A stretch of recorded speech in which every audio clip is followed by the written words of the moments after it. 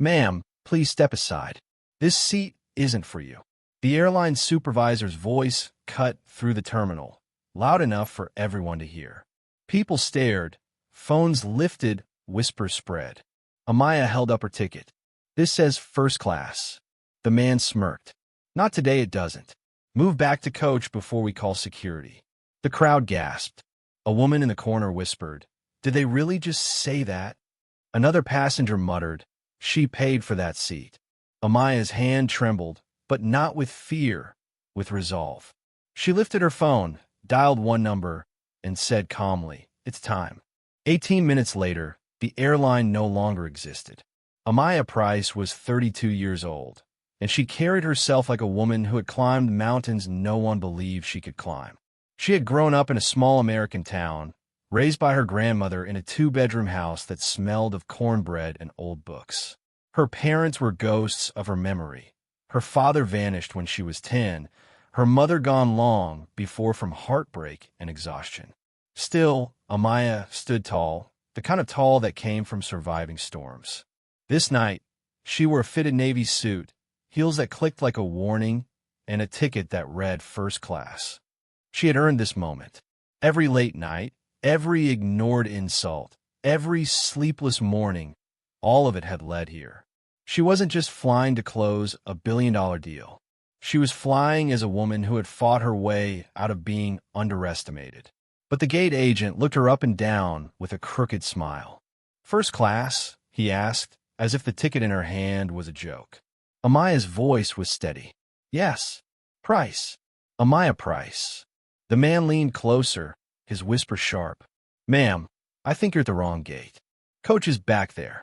He pointed behind her, where a line of tired travelers clutched crumpled tickets. His smirk said everything. Her cheeks burned, but her hand stayed calm. She handed him the ticket again, and his smile faded when he saw it was real. But instead of apologizing, he waved over his supervisor. The supervisor didn't even glance at the ticket before saying, "Step aside. Security will handle this." Amaya's stomach twisted, but her eyes hardened. She had faced this before in classrooms, boardrooms, and interviews where people looked at her skin before they saw her mind. But tonight was different. Tonight she wasn't the scared little girl who swallowed insults. She was a CEO with power in places they couldn't imagine. The waiting passengers whispered. Some shook their heads. A few recorded on their phones. Amaya felt her grandmother's voice in her ear. "Don't ever bow your head." Not to them. Not to anyone. When security approached, Amaya stepped aside, calm as stone. She slipped her phone from her pocket and dialed a number no one around her expected. Her words were quiet, almost casual, but they carried weight. "It's time," she said. The security guard frowned, confused. The supervisor crossed his arms. The gate agent smirked again, thinking the problem was solved. But Amaya's eyes stayed locked forward, as if she was already 10 steps ahead. Because she was. In less than 20 minutes, the entire airline would regret touching her name. Amaya's story didn't begin in an airport. It began in a one-story house with peeling paint in Louisiana, where the nights hummed with crickets and the mornings smelled of strong coffee. She was 7 years old when she first realized life wasn't fair. Her grandmother, Ruby, raised her after her parents' marriage cracked apart. Her father left, chasing a new family in another state. Her mother folded under the weight of bills and endless hours at the diner. One night, Amaya found her mom crying at the kitchen table. Unpaid notices spread like confetti. By morning, her mother was gone, disappearing without goodbye. Ruby never explained much, only saying she was tired, baby, too tired to stay. Ruby was steel-wrapped in softness. She worked 2 jobs, kept the Bible open on the counter, and reminded Amaya daily that she was not ordinary. "You are royalty, child. Don't you forget that," she'd say, tying Amaya's braids before school. But school was where Amaya learned the world didn't see her crown. At 8 years old, she answered every question in class with sharp precision, but her teacher, Mrs. Whitfield, never called on her. Instead, she praised the boy next to her, who copied her answers and blurted them louder. One day, Amaya raised her hand again and again until the teacher sighed, finally pointing at her. Amaya answered perfectly. Instead of praise, Mrs. Whitfield frowned. You're smart, Amaya, but not the leadership type. You'll be better off supporting others. The words sliced her small chest open. She told Ruby that night, and Ruby slammed her hand on the counter. Don't let that woman plant weeds in your soil. You're not a supporter. You're the leader. Amaya carried those words like a secret weapon. Still, she couldn't ignore the sting of being unseen, being silenced, being told her place was somewhere behind. Years later, she'd realized Mrs. Whitfield wasn't the last to underestimate her. The world was full of Whitfields waiting to clip her wings. But each one would leave her more determined. And that determination would be tested harder than ever when she stepped onto a college campus that didn't want her there. College was supposed to be Amaya's escape. She earned a scholarship to a private university in Atlanta, her suitcase full of secondhand clothes and her heart bursting with hope. But the campus made her feel like an intruder. Her dorm roommate, a blonde girl named Tiffany, wrinkled her nose at Amaya's thrift store dresses. Where'd you get these? The Goodwill, she sneered. The laughter stung, but Amaya stayed silent. She had bigger battles ahead. Classes were no better. Professors mispronounced her name, then stopped trying. Group projects ended with her doing the work while others took credit. When she complained, they called her aggressive. She began to wonder if Ruby's words were just dreams. To survive, she worked nights at a diner, pouring coffee for businessmen who never looked her in the eye. The tips barely paid for books. Sometimes she studied in the bathroom stall just to avoid whispers in the library. In her second year, she fell for a boy named Caleb, a tall basketball player with a smile that made her feel seen. He told her she was brilliant, that she'd own the world one day. For the first time in years, Amaya let her guard down. She believed in love. But one night she returned early from work and opened her dorm door to find Caleb in bed with Tiffany. The laughter, the betrayal, the shock, it crushed her like a storm. Caleb didn't apologize. Tiffany smirked. Amaya stood frozen, suitcase still in her hand, as if the world had mocked her for believing she deserved happiness. She ran out and cried until her chest ached. Ruby's words rang in her ears. You are royalty. Don't you forget that. But royalty didn't feel like this. Royalty didn't sleep on library couches after heartbreak. The pain hardened something inside her. She swore no one would ever make her feel that powerless again. Love was a distraction. People could not be trusted. And the world would soon test that promise. When she stepped into her first job and realized betrayal came even in boardrooms. Graduation came with rain and thunder, fitting for how Amaya felt. She wore her cap like armor, holding her degree in business as if it were a sword. She had survived, and survival was victory. Her first job was at a corporate firm in Atlanta. On her first day, she wore her best navy skirt suit, hair pinned, shoes polished until they shone. The lobby was filled with glass walls and cold marble, the kind of place that whispered money. At first, she impressed everyone. She stayed late, finished reports ahead of time, carried herself with quiet confidence. But soon the patterns emerged. Meetings where her ideas were ignored until a man repeated them. Promotions passed over her name. Still, she kept going. She worked twice as hard as her peers. She learned to smile when she wanted to scream. Her saving grace was Mr. Harlan, a gray-haired senior partner who pulled her aside one evening. You've got fire in you, he said. Don't let them smother it. I see leadership in you. For months, she worked under his wing, proving herself again and again.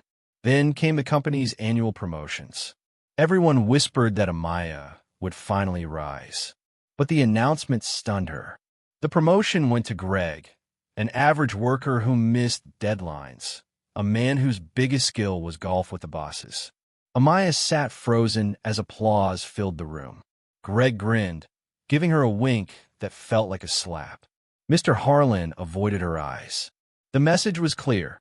Hard work wasn't enough when your skin and gender marked you different. Amaya went home that night, her degree staring from the wall, her tears falling onto unopened takeout. She felt the weight of every teacher, every sneer, every betrayal pressing against her chest. And the very next day, betrayal would strike harder, this time from the boss she trusted most. The next morning, Amaya arrived early, coffee in hand, determined to shake off the disappointment. She buried herself in a new project, an innovative plan to streamline the company's clients and cut costs. For weeks, she worked in silence, building something sharp and brilliant. When she finally presented it to Mr. Harlan, he smiled. This could put us ahead of the game. Relief filled her chest. Maybe her chance had come. But days later, during a board presentation, Amaya sat in shock as her boss unveiled the project, word for word, slide for slide, as his own. Not once did he mention her name. The room applauded him, showering him with praise for her work. Amaya's stomach churned. She wanted to stand up, to scream, to point and shout, "That's mine." But the warning in Mr. Harlan's eyes froze her. He had betrayed her, and he dared her to fight. The applause burned in her ears. Her project was stolen, her future dimmed, her voice smothered once again. That night, Amaya walked the streets alone, the city lights blurring through her tears. She thought of Ruby's voice, of her mother's disappearance, of Caleb's betrayal, of every moment she had been robbed of her worth. She stopped on a bridge, the water dark beneath her, the air heavy with doubt. Maybe the world had been right about her all along. Maybe she was only meant to support, to be stepped on. But deep inside, a spark refused to die. She wiped her face and whispered, "Never again." Tomorrow, she would make a decision that would change her life forever, one that would rip her from the safety of a paycheck and throw her into the fire of independence. Have you ever reached that moment when betrayal burns so deep that quitting feels like the only way forward? That's where Amaya stood. She looked at her stolen project, at the boss she once trusted, and decided something that most people are too afraid to even whisper. She would walk away. Her resignation shocked the firm. Some called her reckless. Others smirked, waiting for her to fail. But Amaya walked out of those glass doors with her head high and her spirit unbroken. She told herself, "If I build something of my own, no one will ever steal my crown again." Starting was brutal. She had no office, no investors, and no safety net. She worked from a small desk squeezed in the corner of her grandmother's kitchen. Ruby sat across from her, folding laundry, reminding her, "Baby, they may have taken your idea, but they can't take your mind." Still, rejection came fast. Investors laughed at her. Some didn't even bother to hide it. One man leaned back in his chair, chuckling. "A black woman running a tech firm? Be realistic, Miss Price. The market won't take you seriously. Have you ever been told your dream was impossible? That sting can break most people. But for Amaya, it was fuel. Every insult became a brick in the foundation she was building.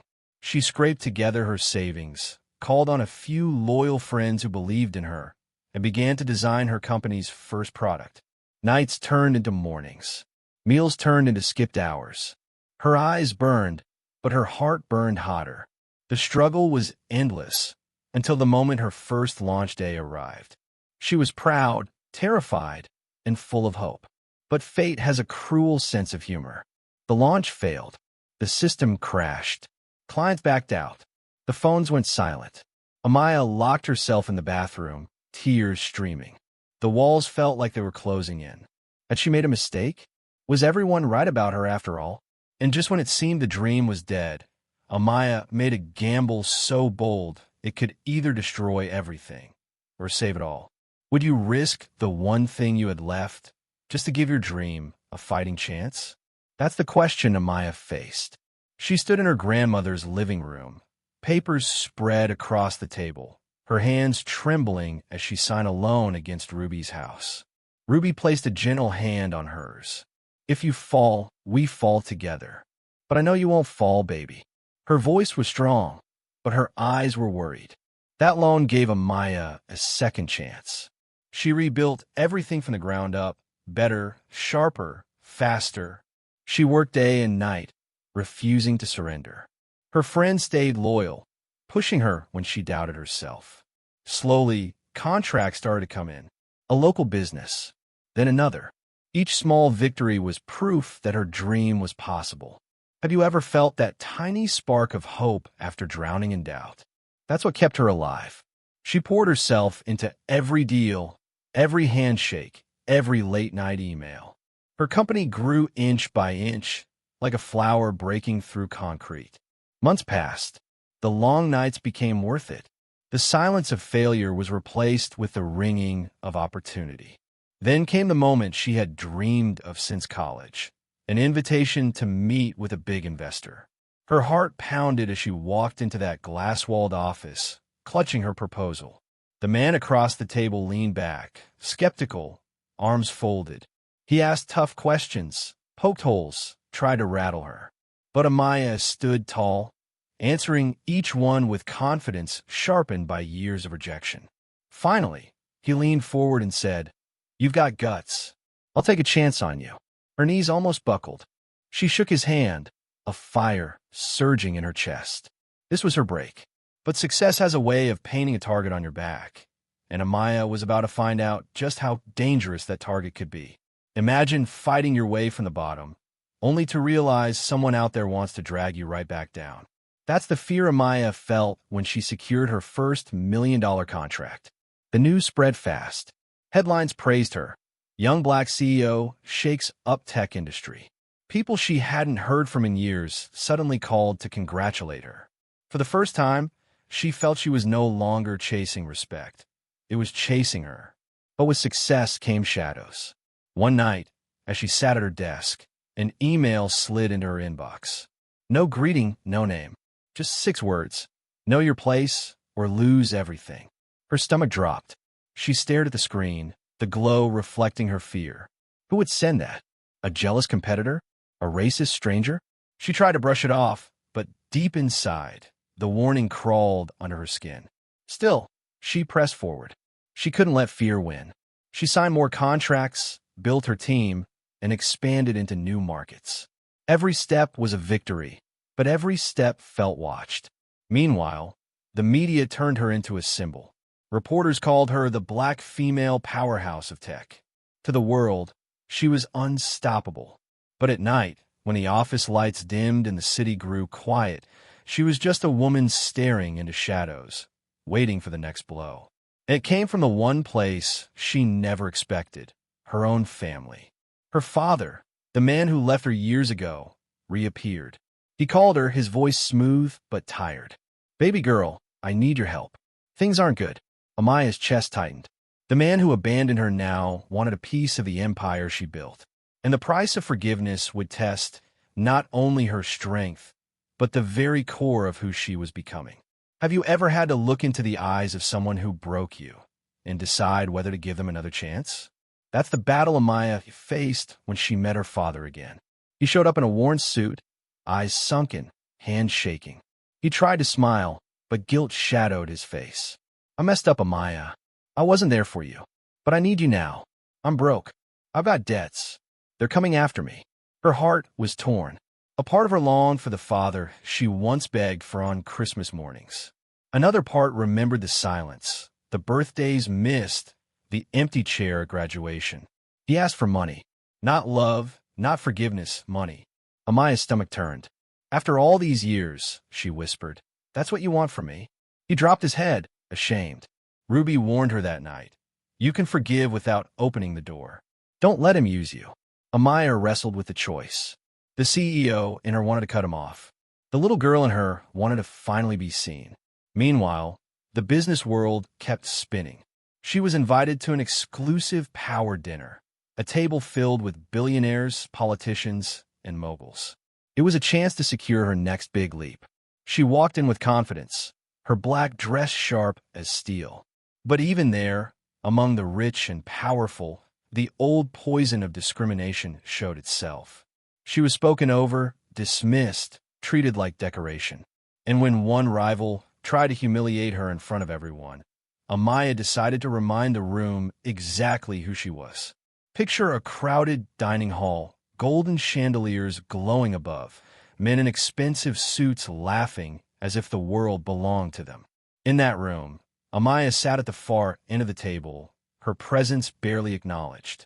Then came the insult. A rival CEO leaned back, smirking. Amaya, maybe you should stick to diversity projects. Leave the real deals to the big players. The table chuckled. Her hands tightened around her glass. For a moment, silence stretched. Have you ever been pushed so far that you knew staying silent would break you forever? That's the line Amaya crossed. She stood up. Her voice sliced through the room. You may not respect me, but let me remind you, while you sit here trading old money, I'm out there building the future. And when my company closes this deal, you'll wish you had my seat at the table. The laughter died. Faces shifted. Some smirked less confidently. Others looked impressed. The rival shrank back, his arrogance cracking. The room that once ignored her now couldn't stop watching her. For the first time, she felt her presence stretch beyond the limits others had drawn for her. She sat back down, calm and powerful, while whispers buzzed around her. She had turned humiliation into dominance in less than 2 minutes. But as she left that night, her phone buzzed with a message that froze her blood. We're not done with you yet. And the next person tied to that warning would shake her heart in ways she never expected. Have you ever met someone who walks into your life when you least expect it, and suddenly your guarded heart doesn't feel so safe anymore? That's what happened to Amaya. At a business gala in New York, she wore a red dress sharp enough to cut silence. She was used to eyes following her, some with envy, some with judgment. But one pair of eyes felt different. His name was Elias. He was tall, with calm confidence, and when he spoke, his voice didn't rise to prove himself. It lowered, as if he wanted only her to hear. He asked about her company, but not in the usual condescending way. He asked like someone who genuinely cared. For the first time in years, Amaya laughed without calculation. She felt a spark, and it terrified her. She had promised herself never to let love be a distraction again. Love meant weakness, and weakness had no place in her world. But Elias wasn't like Caleb. He wasn't like the rivals or the investors. He was steady, observant, and sharp. When he leaned closer, he admitted, I used to work for one of your competitors, but I've watched how you built everything. I admire it. Amaya's chest tightened. A lawyer with ties to her rival? Could she trust him? Or was this another setup to tear her down? She excused herself, her heart racing. She wanted to believe in him, but the scars of betrayal still burned. And before she could decide what to do with Elias, her rival would strike harder than ever, this time aiming straight at her company's survival. What happens when someone you've fought for years decides to play dirty? That's the storm Amaya walked into. Her rival, the same man who mocked her at the dinner, unleashed a campaign of lies. Whispers spread that Amaya's company was unstable, that her contracts were built on shaky ground. At first, she brushed it off. She had weathered rumors before. But then, clients began to pull away. Calls went unanswered. Deals fell apart. She felt the foundation she built with sweat and sacrifice begin to crack. The betrayal didn't come only from the outside. One of her own employees, someone she had trusted, leaked private documents to the rival. The sting was unbearable. She had built a family within her company, and now one of her own had sold her out. She fired him on the spot, her voice cold, but her heart heavy. Have you ever felt the knife twist deeper when it comes from someone close? That was her pain. The worst blow came when she was served with papers. Her rival was suing her for fraud. The accusations were baseless, but lawsuits weren't about truth. They were about destroying reputations. She sat alone in her office, the skyline glowing outside her window. For the first time in a long time, she felt the walls closing in. And in the middle of her storm, the last person she thought she could trust, Elias, was the only one who could save her. Can you imagine standing in court, the world watching, your entire life's work on trial?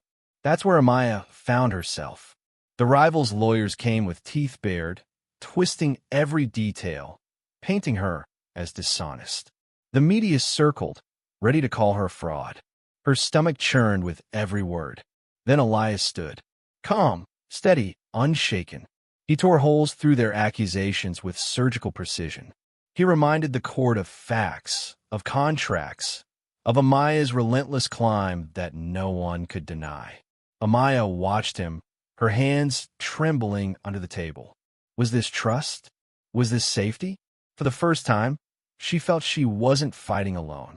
Days dragged like years, but in the end, the judge ruled in her favor. She won. Her rival's case crumbled. Relief rushed through her body, but it came with a bitter cost.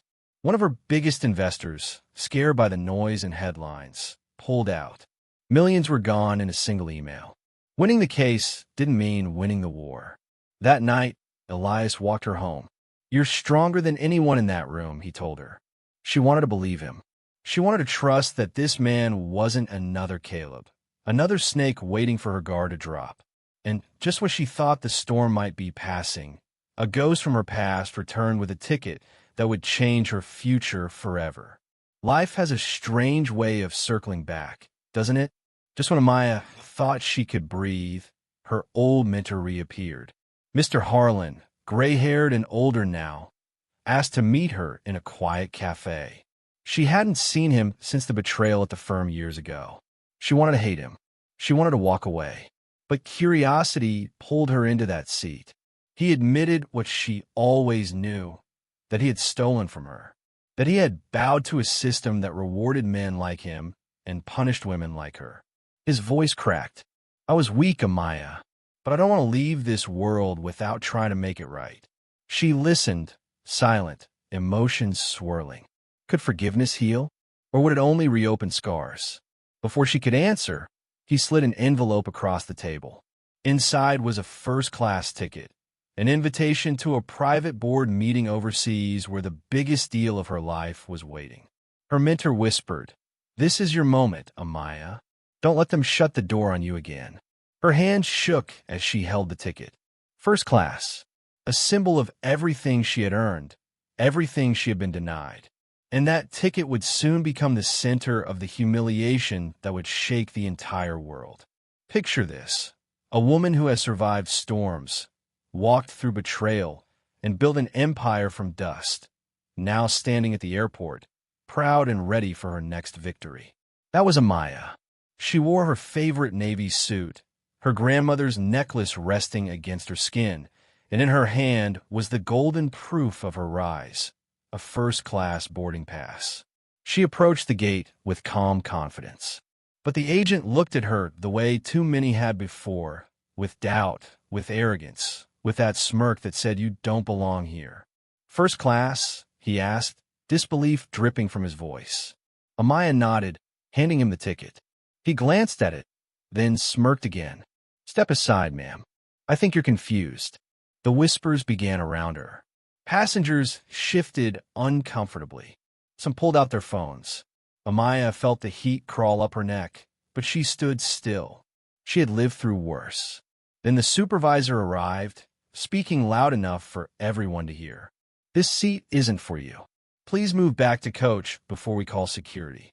The humiliation was sharp, cutting deeper than she expected. She thought of Ruby. She thought of the teacher who told her she'd never lead. She thought of every closed door. Her hand trembled as she pulled out her phone. She didn't raise her voice. She didn't argue. She simply made a call. "It's time," she said softly. And in the next 18 minutes, that call would bring an entire airline to its knees. Have you ever seen a calm storm before it rips everything apart? That's what Amaya carried inside her as she stood at that airport gate. Phones were out. Strangers whispered. The airline's supervisor smirked. The humiliation could have broken her. But instead, it woke something in her that had been waiting for years. She dialed a single number, her voice low but sharp. Within minutes, her assistant, Jordan, appeared at the terminal, rushing past startled passengers. In his hand were thick folders, contracts, and one golden weapon. Proof that the airline had been quietly discriminating against passengers for years. Amaya had known their reputation. She had seen the reports buried in silence. But now the world was watching. This wasn't just about her. This was about every door slammed in her face. Every seat she'd been told wasn't hers to sit in. The cameras turned to her. "Ma'am, please move or we'll call security," the supervisor barked. But Amaya only smiled. "Call them," she said. "I want everyone here to see exactly how you treat the people who keep you in business." Passengers gasped. Some started recording. The story was no longer private. It was breaking open like glass under pressure. And in less than 10 minutes, the first video would go viral, spreading faster than the airline could control. What happens when truth escapes the walls built to contain it? It burns. And that's what happened next. The video of Amaya being denied her first-class seat exploded online. Within minutes, hashtags spread like wildfire. Hashtag she belongs, hashtag airline scandal, hashtag Amaya Johnson. Strangers across the country were furious. But Amaya didn't stop there. She knew emotion could shake people, but evidence could bury corporations. Jordan handed her the files. She revealed the lawsuits, the testimonies of others, the hidden settlements that proved a pattern of discrimination. The crowd at the airport turned from silent witnesses into loud supporters. Some cheered. Some demanded refunds. Others posted live updates. The airline employees panicked, trying to quiet the chaos. But the truth was bigger than them now. Amaya didn't raise her voice. She didn't need to. She let the crowd speak for her. The humiliation she suffered became a shared outrage. She remembered Ruby's words. "Make them listen, baby girl, even if they don't want to." And that's exactly what she did. But as the chaos grew, the CEO of the airline was alerted. His voice echoed through the intercom, cold and dismissive. Escort her out. And as security stepped closer, Amaya pulled out one last card. The one that would decide whether the airline lived or died. Have you ever seen power flip in an instant? That's what happened when Amaya played her final card. From her purse, she produced a signed contract. The airline's largest investor was also her client. She had quietly secured a deal months earlier, one that gave her leverage she had never planned to use, until now. She held it up for the cameras. "You see this?" she said. "This means your biggest investor stands with me. And if I walk out of here humiliated, they walk out too." The room froze. The airline staff paled. The crowd erupted. People shouted, cheered, recorded. It wasn't just a scandal anymore. It was a war, and Amaya had the weapon no one expected. Within minutes, executives were on the phone. Investors were demanding answers. Stocks began to crash live on television. Reporters rushed to the airport. Elias appeared beside her, steady as ever, whispering, "You've got them. Don't stop now." Amaya stood tall. The girl who once begged for a seat at the table now owned the table. And she wasn't giving it back. But victory came with a cost. Death threats flooded her phone. Hateful messages filled her inbox. Power had a price, and Amaya knew she was stepping into dangerous territory. And just when the airline thought the storm might pass, the next 18 minutes would erase them from history. 18 minutes. That's all it took. The video reached 10 million views before Amaya even left the airport. The airline's stocks plummeted. Their website crashed under angry customers demanding refunds. Within hours, politicians called for investigations. By evening, the CEO resigned in disgrace. The airline closed its doors. Decades of business, gone in less than a day. And at the center of it all was Amaya Johnson, the black CEO who had been denied a seat in first class. The irony was poetic. The same door they tried to shut in her face became the wrecking ball that tore theirs down. But while the world cheered her victory, Amaya sat in silence. She thought of Ruby. She thought of the long nights, the betrayals, the endless fight to prove her worth. The victory was sweet, but it was also heavy. Elias sat beside her, holding her hand. "You didn't just win for yourself. You won for everyone who's ever been told they don't belong." And for the first time, Amaya allowed herself to cry, not from pain, but from release. And yet, The biggest twist of her life wasn't that she closed an airline. It was what she chose to do with the power afterward. Here's the truth. Power is only as good as the way you use it. Amaya could have celebrated. She could have let the airline's downfall be her revenge. But instead, she chose something greater. She invested in smaller airlines run by minorities, building opportunities where doors have been shut before. She created scholarships for young women in business schools across America. Her story became a movement, not just a moment. She wasn't just the woman denied a seat. She was the woman who made sure others would never have to beg for one again. At Ruby's grave, she laid flowers and whispered, "They listened, Grandma." They finally listened. Her empire grew. Her love with Elias deepened. But what mattered most was the legacy she left. A story not of revenge alone, but of redemption, power, and purpose. And maybe that's the lesson we all need. Sometimes the seat they deny you is the very one that proves you never needed their permission to sit in the first place. So what about you? If life has told you no, how will you turn it into your greatest yes? Because Amaya's story isn't just hers. It's a mirror, asking if you'll rise when they try to push you down. And if this story moved you, don't just leave quietly. Like, share, and subscribe, because stories like these are meant to be heard. Together, let's make sure no one is ever denied their seat again.